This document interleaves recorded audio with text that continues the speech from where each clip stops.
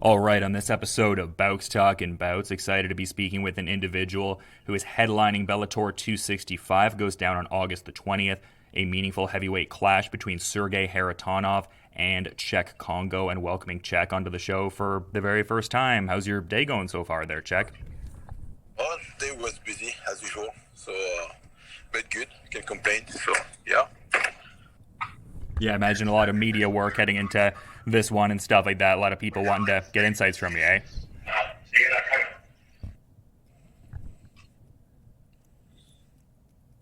I'm just cu- Hey, I'm just curious because, the legalization of MMA in France as of late, like I just am curious to get your insights on it because you've obviously been competing in the sport for a meaningful period. So, what's it like to you, just a proud pugilist out of Paris, just seeing the legalization of MMA in France? No, it's good. It's improve. Everything evolve in a good way. So hopefully, it will keep turning that way for years. And make athletes and supporter fans really happy. Yeah, and as much as you're still actively competing and achieving goals yourself, like, do you, I guess, look at the present heavyweight landscape in the sense of like you see guys like Ciryl Gane, Francis Ngannou? Like, I imagine they looked up to somebody like you in some of the formative years. Like, do you let yourself think about certain things like that, or not so much? No, not that much. The good thing is, we can see how the sport evolve, and it's really good, to see as well some fellows do the great job outside, and out of the two different promotions. So that's great, for sure. They bring hope and wings for everyone. Yeah, for sure. And I mean, I saw the headline a bit ago where you were saying that you thought you'd retire before France was or France legalized MMA rather. So I mean, even though the last fight wasn't necessarily the ideal outcome per se, like was it still like a bucket list, like incredible moment just to be able to compete in France? Because it seems like at one point in your career you were like, maybe I'm not gonna get that opportunity per se. No, so if I have the opportunity to compete in France, to fight in France, I will definitely. The thing is, depending also about the will of the promotions. But to me, I'm in the battlefield, I go wherever I have to defend my side. You know. Yeah, no doubt. And it seems like one aspect of that fight there was, I mean, obviously you enjoyed it, but I think you were saying that it might have been cooler if there was like fans in attendance. So to that point, with fans being in attendance for this one, like how are you feeling with that there? Just, I guess, like what is the thoughts on the differences between competing where no fans are there versus having fans in attendance? Like, is there a pronounced difference between those things there? No, technically no difference. Unfortunately, for sure, when I'm fighting in the States, so it's really easy to be followed by few people, coming from France and supporting me no matter what, and the fact to fight even in my own country, I felt the same, for sure. I have to represent them, pretty well, and making sure, the job I have to do will be in a good way, hopefully. So, yeah, no, the thing is, no matter what's going on, I feel the vibes. The vibe, I carry those vibes, and that's good. The crowd or no crowd, no issue. At the end, the job has to be done, and I will try to do it. So, because in the cage, I'm the only one. For sure they're gonna root for me through the audience or over the TV screens, but that's what I have to do. Yeah, good way to be looking at it for sure. And speaking to the next job you have here, a guy like Sergei Kharitonov, similar to yourself, and as far as like a well tenured veteran in the sport, like what were your thoughts when this matchup was initially offered to you? Because this strikes me as one of those like heavyweight dream kind of fights where it's like kind of a head scratcher why it never materialized before. So to that point, like what were your thoughts when this matchup came your way? No, it's just another fight. It's just another fight to me. I think that technically, if you used to handle the situation for concerning the fight, it will be done differently. But now I'm get back on track. After the after my loss against Timothy Johnson. So and technically I'm supposed to fight to fight again against Ryan Bader, but I don't know for which reason, they keep me away and not using the card about the tournament, because for sure they do the interim, for Timothy Johnson and his opponent, and for sure the Russian guy who won the titles. So if it used to be that way, they used to do that 4 years ago. They used to do that. They used to do the same things, So today, out of Sudan, they pretend and organize something that way. So it seems like it's a big, how should I say, is a non-respect. It means like he's not a respect at all, because for sure, I was in the field to fight Timothy Johnson, even if it used to be like the third times, but I was in the line to do it, but they just keep me again. They skip me for the tournament. They skip me for this one. So what do they want to do? So you want to be the top organizations, just act that way, but don't push the person who work really hard to reach those seats to enjoy the fact. At least if I lost clearly and at some point, yes, kick me away, but it wasn't the case. So, but the fact to fight Kharitonov, no, it's just another fight. That's it. It's another fight, just to promote myself and making sure no matter what's going on, I'm still there, and nobody won't change that positions because I'm the best. That's curious, though. You sort of just unpacked a lot there. Like, do you feel slighted by the promotion? I mean, talk about being overlooked in the Grand Prix and yes. Yeah, I don't need to act more. You go back a few years ago, and you will see. I used to get those consecutive wins, no title shot, and I used to wait for 4 or 5 years to fight finally against Bader, and then. We even in between, we used to get the tournament. I've been skipped, and also for the interim fight, I've been skipped.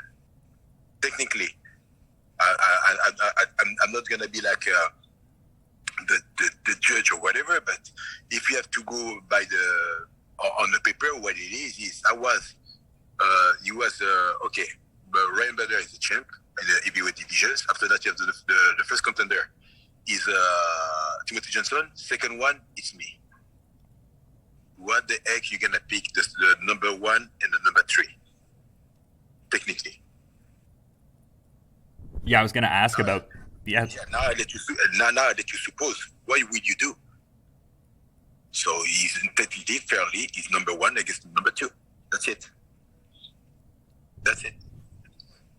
Yeah, I mean, definitely fair, but I was going to ask about that because you've been with Bellator for a while, and they relatively recently, like last few months, instantiated. Whatever about the time, when you have good fighters, you're taking care in a good way. It's not about picking some guys you love and you protect, and the other one looks like shit. So. I guess I was just wondering your thoughts on them establishing the ranking system, and as far as like if you think it could subvert any of those instances of you being overlooked, or do you not have much faith? I don't pay attention. I don't care. The thing is, I don't want to look up about it and see myself where I am, because that's what it is. Yeah, I mean, that's definitely fair, but I wanted to get your thoughts on this. I mean, it was a bit earlier in the summer there, but you celebrated the decade anniversary of the iconic Pat Barry stoppage, the big come from behind win. Can you kind of talk about that, just like the 10-year mark of that, and just what an iconic moment that was in the sport overall? I mean, to me, honestly, it was just a fight. That's pretty. I mean, it's pretty funny, because for sure the ending was phenomenal for people. To me, probably even to me, it's just a regular fight, and for sure I did something because I was in that page to don't give up or whatever. and for sure, today is a kind of nightmare for Pat Berry because that's the kind of fight he wished,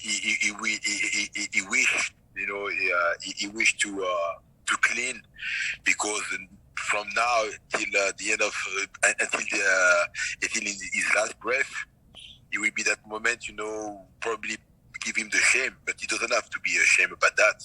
The thing is, as a fighter, we always have somebody who have to win and somebody you have to lose. Also, the referee did a really good job for that because otherwise he probably ended on his way. So, the thing is, I just did what I have to do. It was a memorable moment for everyone. Probably people will keep that for life, for decades. But to me, it was just a fight. And if today for sure is still people used to remember that epic fight, it's a blessing. It's a blessing. But for the rest, it's nothing else than opposition style with against two guys used to they try to defend the stake in the plate. I have the territory just like Palberry, and we just try to improve and win more territory. So on that one, I won. After that, I used to fail on few after, but for what I have today, I'm still coming for. I want some more. And even one day, if we have to make that fight again against Palberry, who knows? Probably Bellator will make it. I don't know. But it's just a pleasure and great for people to remember to the extent, and also not especially my fight, but just to remember how fighters used to dedicate and sacrifice themselves first for the victory, and second of all for the crowd. Because if the crowd wasn't there, probably people used to give up at the end. When you see the adversity, the difficulty, some people used to give up, but they were not. So, and someone used to fight until the death. So, I'm one of these guys, but yeah.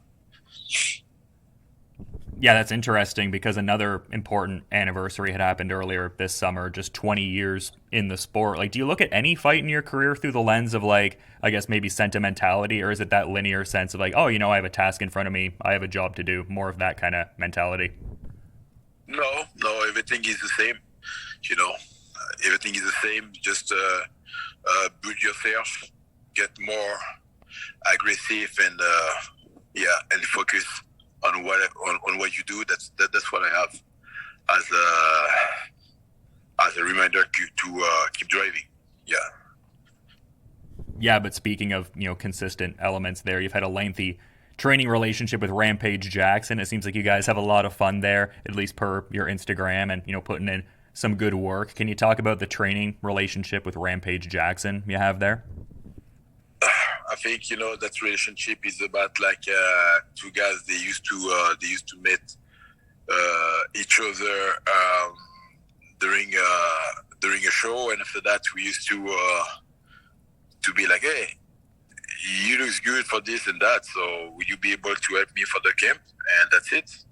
And since that moment, we used to meet, to see each other at the gym, to train together, to improve him, to improve myself as well. Also to be familiar with the US training camp, because when in France we never used to get that rhythm, that the rhythm of training, this quality as well. Now everything changed, but in the past it wasn't that way. So it used to be it was great to be in that field. And after that, for sure, day after day, over the partnership as a fighters, the friendship came in that relation, and since then it's great.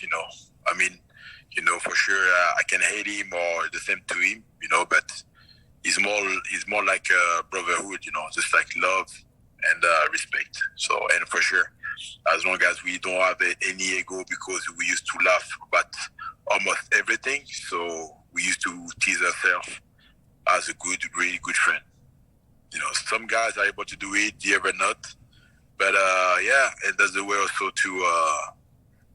I mean, I can I don't know what I should say more, but but it's a really good and true relationship. So after that, the way I have to explain that, it will be different. I mean, yeah, I don't have the word technically to tell you how and why, but it's great. That's the guy. He's really humble as well.